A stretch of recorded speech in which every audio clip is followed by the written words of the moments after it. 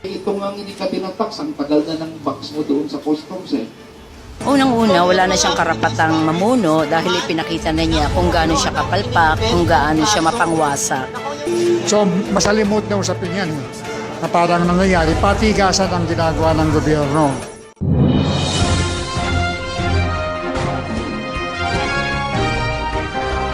Upang kumilos ang iba't ibang mga sektor, kamag-anak, kaibigan, kaeskwela.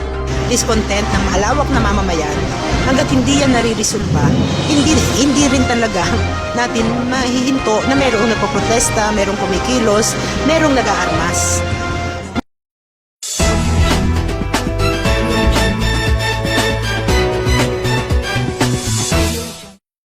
That is why we are very angry.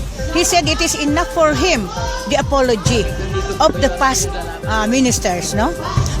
Yung ginawa kasi nilang pagpunta dun sa bahay at pag-aresto ay mali. Dahil meretso sila dun sa bahay nang hindi sila pumupunta sa kapitan.